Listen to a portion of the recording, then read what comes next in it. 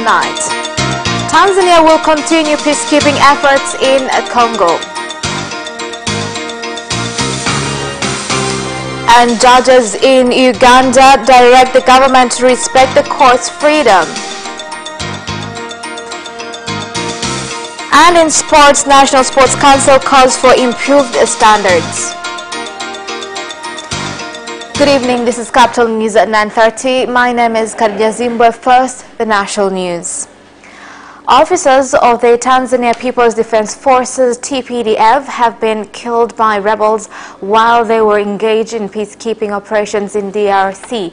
The Tanzanian government said that if there is now a need for any TPDF officers who goes to Congo to take part in peacekeeping operations to serve under one command in order to be able to deal with such threats of their lives. As the coffins bearing the bodies of the dead TPDF officers were being taken to the Lugalo Army Hospital, the Minister for Defense, Dr. Hussein Mwinyi, expressed his solidarity with other Tanzanians who were mourning the deaths of those TPDF officers.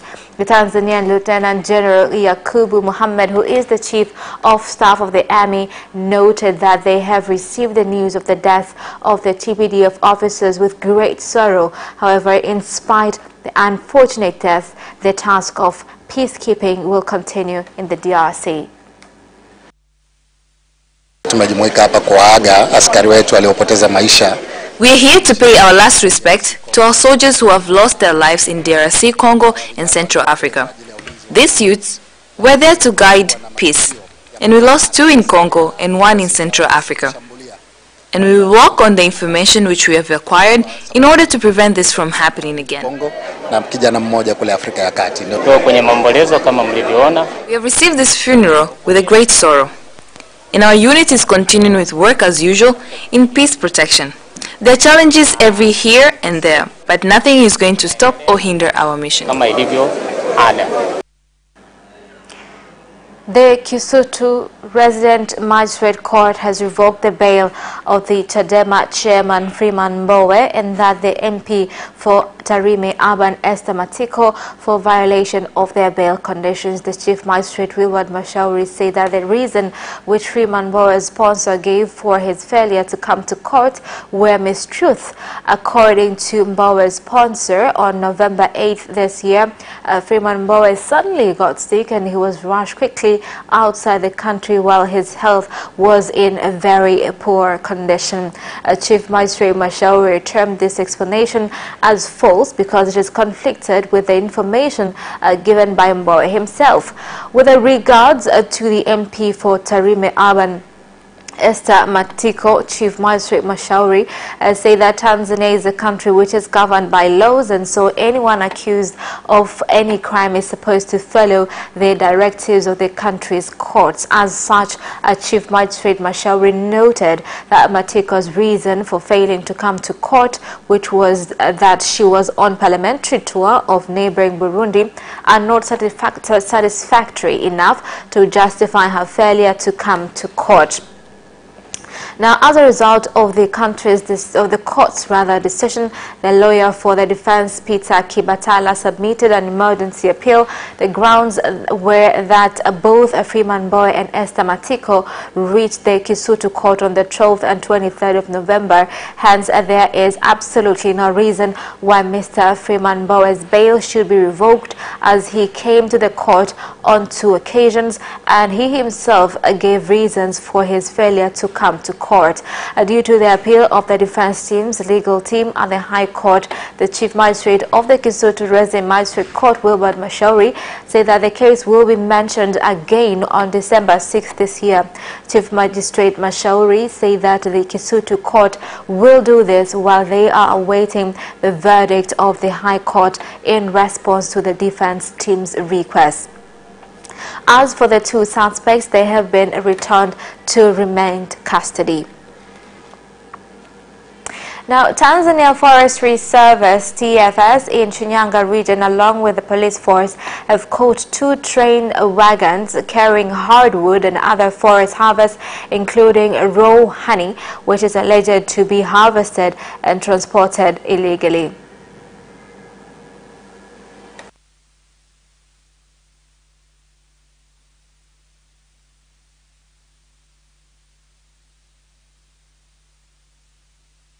ambao hizo ni zile mbao ambazo zimekatazwa. These are woods which have been denied to be harvested, or if they are to be harvested, then it should be legally. But it seems there was no any legal papers. That's why we have captured 4 of accused for being found and transporting forest goods. We were able to capture them, but also there was another incident whereby our police was in the train as well, from Isaka to Usule. And when they reached at Usule, he was attacked by another police and citizens and forced down from the train. But now as we speak, he's already getting treatment.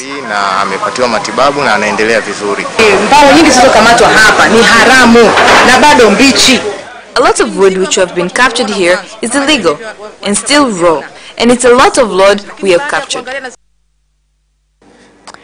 The Prime Minister of Tanzania, Kassim Majaliwa, has directed all public and private institutions, schools, markets, health centers, passengers and religious places of worship to have quality toilets and areas in which to wash their hands.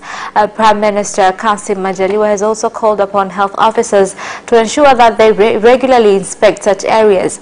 Speaking in the city of Dodoma during an event to mark the National Week of Environmental Cleanliness, which also acted as his meeting with health officers of the regions, municipalities and health stakeholders and environmental stakeholders. Prime Minister Majaliwa strongly criticized the habit of people just relieving themselves anywhere.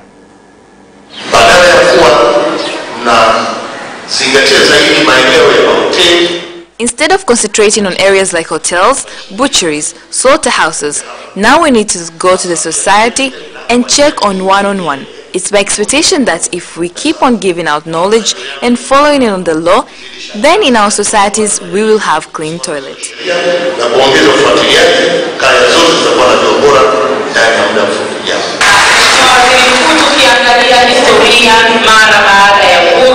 Honorable Prime Minister, when we look at our history, just after independence, under the supervision of Mwalimu Julius Nyerere, health officers were very respected people who followed strongly on the campaign of a person is his health. Until today, when we speak of this campaign, it still remains strong.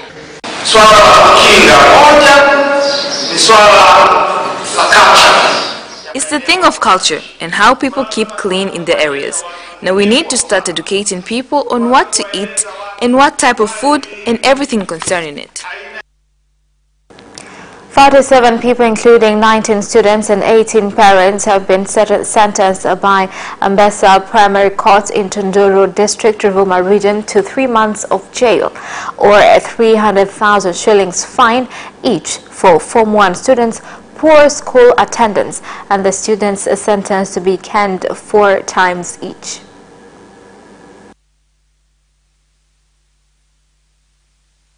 Watoto tumewapa adhabu ya kuchapwa viboko ambapo wanakwenda kupimwa afya zao. We give the kids punishment of beating them with sticks, whereby they will undergo health inspection first and have that punishment carried out by soldiers. Parents, we have given them punishment of locking them for 3 months or paying fine of 300,000 shillings and taking the kids to school, also reporting at the end of every month.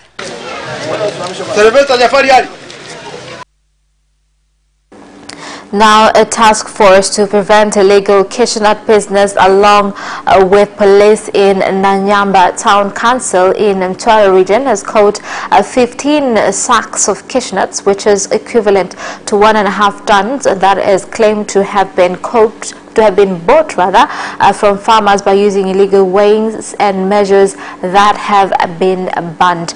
The managing director of Nanyamba Town Council, Oscar Ngitu, said that the cashewnut were caught as the accused were looking for a cooperative to sell to, but were able to run away, leaving behind 2 motorcycles, including a tricycle which was carrying the cashewnut.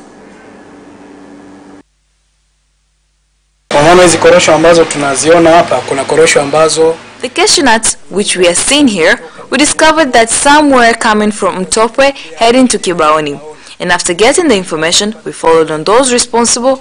After reaching near Kibaoni, one citizen ran off and left his motorcycle and the cashew nuts, so we had to call the police. Also, there are these cashew nuts from Longondi and Mlomboka, and they were also being transported, and after questioning them, it clearly showed that they were illegally transporting this cashew. Wale ambao tuliwakamata wao walisema walikuwa wanazipeleka Kitama. Taarifa nilizonazo kwamba task force inaweza ikapita kwenye maeneo. The information which I have is that task force can pass through an area, then when they are done and are gone, they transport these goods. This clearly shows that these people have a connection with the citizens. These are problems which we are inviting ourselves. We need a good system which will also have good pricing set by our president. Now, Tanzania Education Authority, TEA, has awarded certificates of recognition to 18 institutions, organizations and companies that have aided in the development of the education sector by contributing over 11 billion from 2015 and ensuring them that all funds will be used in intended projects. Speaking at the ceremony to hand over the certificates to leaders of the organizations, the Deputy Minister of Education and Vocational Training, William Olenasha, said that the government in the last 3 years, through the funds budget and other sources of aid, has successfully built 500 schools and asked TEA to ensure that it prepares a report on the use of funds and deliver it to the stakeholders so that they can see how their money is used. The fund which for the last 3-4 years have received the contributions from 18 institutions, I believe all of you are represented here, we have received a contribution to the tune of 11 billion Tanzanian shillings.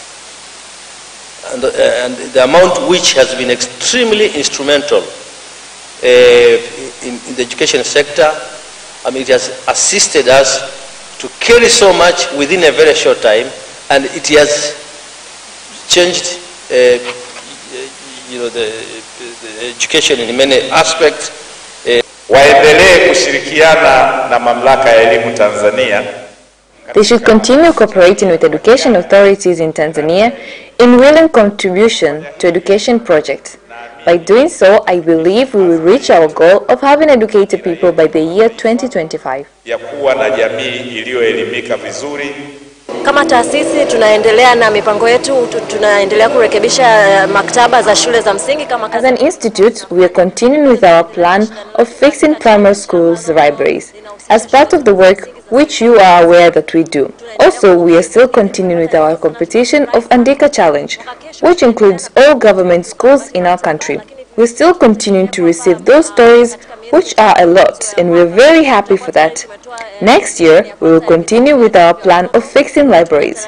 So we expect by next year, we will have the first edition of kids' books. We think children will be very happy with this, reading stories from their own fellow kids. And that is the end of national news. International news follows next after the break. We'll be right back. Wizara ya Viwanda, Biashara na Uwekezaji kupitia Mamlaka ya Maendeleo ya Biashara Tanzania, TanTrade, inawakaribisha wamiliki wa viwanda vidogo, vya kati na vikubwa kushiriki maonesho ya 3 ya bidhaa za viwanda Tanzania kuanzia tarehe 5 hadi 9 Disemba 2018 katika uwanja wa maonesho Mwalimu JK Nyerere, barabara ya Kilwa, Dar es Salaam. Lengo la maonesho haya ni kujenga jukwaa la wadau wa sekta ya viwanda na biashara kujadiliana, kubadilishana uzoefu na kutangaza fursa zilizopo katika sekta hizi. Aidha, maonesho haya yatatoa fursa na hamasa kwa Watanzania kutumia bidhaa na huduma zinazozalishwa na viwanda vilivyopo nchini. Tafadhali, thibitisha ushiriki wako kwa kupakua fomu kwenye tovuti www.tantrade.go.tz. Kwa maelezo zaidi, piga simu namba 0715484452 au 0754265822. Hakuna kiingilio kwa watembeleaji. Tanzania, sasa tunajenga viwanda.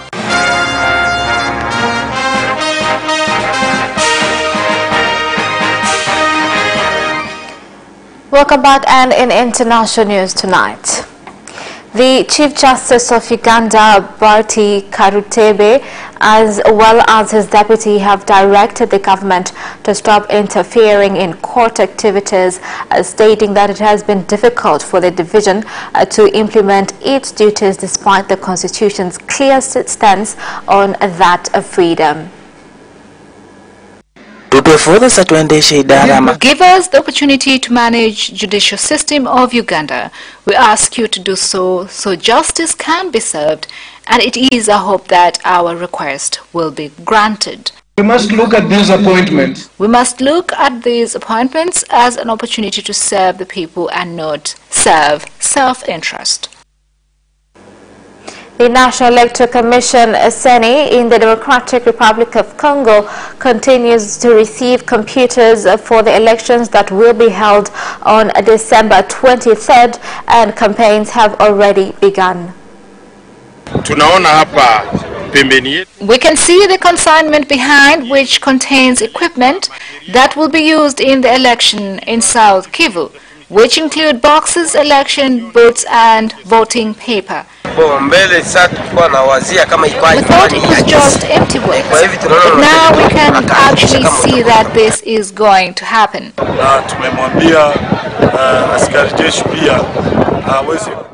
We have advised the police to be on standby to make sure that the election is peaceful.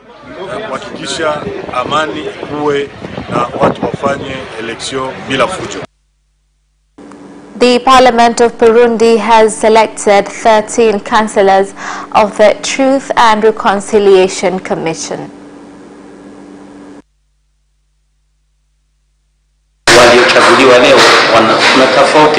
There is some difference in those chosen today with regards to experience in the justice system, but also they've worked in areas to do with truth and reconciliation in the country. There has been representation of union and party members, which is comforting because family will be well represented. The expectations from the committee is a lot, and we don't hope much from this because the first committee did not do much either. The new committee will have a big job to do. And that is the end of international news. Business news follows shortly.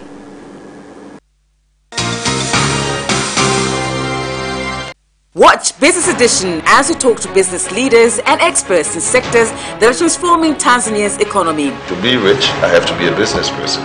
It's not an easy road at all. People need to understand. You must quickly think how cost effective are you going to be. Business acts as a way in which it can bridge that gap. Business Edition will keep you informed on latest developments in the financial sector, extractive industry, tourism, agriculture, energy,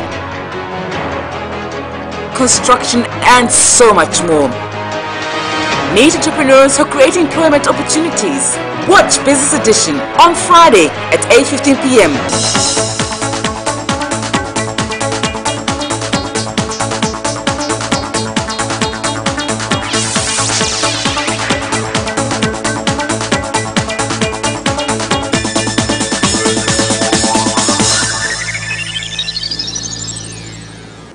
And in business news tonight, the government through Tanzania Development Bank, TADB, has assured cashew farmers in the country that they will receive their money at the right time so as to benefit from farming the crop.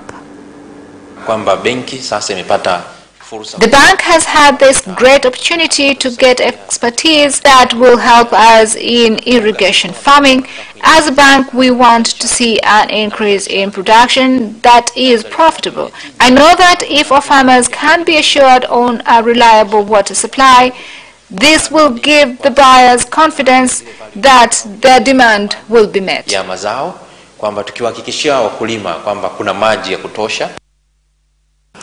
Turkey has agreed to build a big clothing factory in Simiyu region as the region leads in production of cotton in the country. evden alacak. 3 ay beklemeyecek. Yani üretimi daha kaliteli hale gelecek. Daha iyi fiyatlardan satacak malını. Sattığı yeri tanıyacak. Nchi nzima tumezalisha The whole country has produced over 200 million kilograms, and Simiyu has produced at least 30 million kilograms. Wananchi wetu watanufaika. Kwanza ajira itaongezeka. Our people will benefit. There will be more jobs to be created, but we shall have a sure market for our produce. And the Deputy Minister of the President's Office, Regional Administration and Local Government, Mwita Waitara, has directed leaders of Tanzania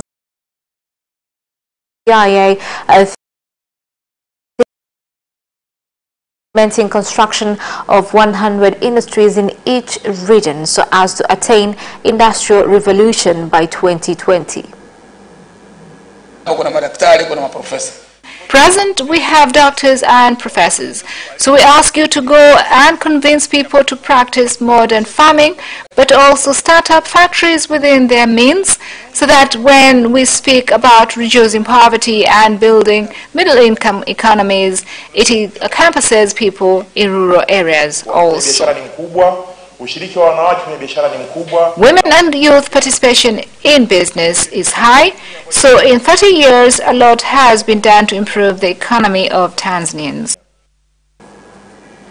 And that is the end of business news. Sports news follows next.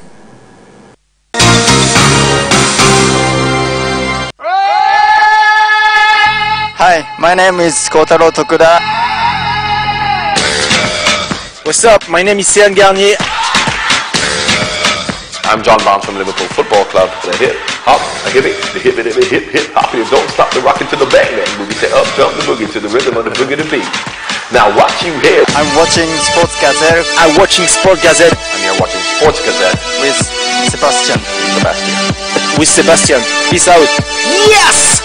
And you can also watch Sports Gazette for highlights and interviews regarding sports.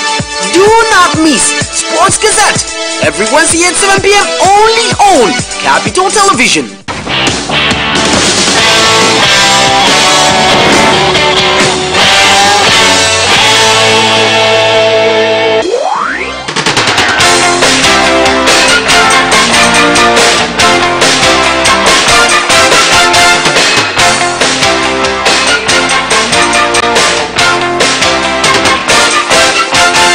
And in sports news, the Tanzania Open Table Tennis Championships have started at the National Stadium, involving players from Kenya, Uganda and Zambia, with the National Sports Council calling on participants to use the competition in improving their standards. We came about 24 players from Kenya. Yeah, being among all those 24 players, we have like 4 national team players. The other players are club members. So far, everything is okay. We came here yesterday, we trained at the venue. For me, it's my first time. We've been here last year, our team was here and they performed well. So this year there is a change and there's more players, there are more competitors. Personally, I hope I will do well. I trained a bit before I came. I hope I will win, even if not the best. I hope to improve my game. A team of 9 para-power lifters has started training for the African Championships of January in Nigeria, which will act as qualifiers for the Olympics. We are now preparing for the Powerlifting Africa, which will take place in January in Nigeria. As you can see, the lifters are here seeking to qualify. The team consists of 9 people, 3 women and 5 men. Chelsea midfielder N'Golo Kante has signed a new 5-year deal to keep him at the club until 2023. Here's more on the story. Has scored 3 goals in 81 Premier League appearances for the Blues after joining from Leicester City in 2016. Chelsea won the league title in Kante's first season at Stamford Bridge, and he was named the Professional Footballers Association Player of the Year. It has been 2 beautiful years, and I wish for more to come, he said. Kante has 36 caps for France and was a member of their World Cup winning squad in Russia this summer. And Max Verstappen led a Red Bull 1-2 in first practice of the season, closing Abu Dhabi Grand Prix. Here's more on the report. The Dutchman, Formula One's foreman in the season's closing stages, was 0.454 seconds quicker than Daniel Ricciardo in his last race for the team. Mercedes drivers Valtteri Bottas and Lewis Hamilton were third and fourth, but using harder tires than Red Bull. Ferrari's spending time testing parts for 2019 was 7th and 8th, Kimi Räikkönen ahead of Sebastian Vettel. The Red Bull drivers were the only ones in leading teams to run a second set of the fastest Hypersoft tires, which are fast for one lap but quickly lose grip on a longer run. And that sports item ends our news bulletin. My name is Khadija Zimbwe. Thank you for watching and good night.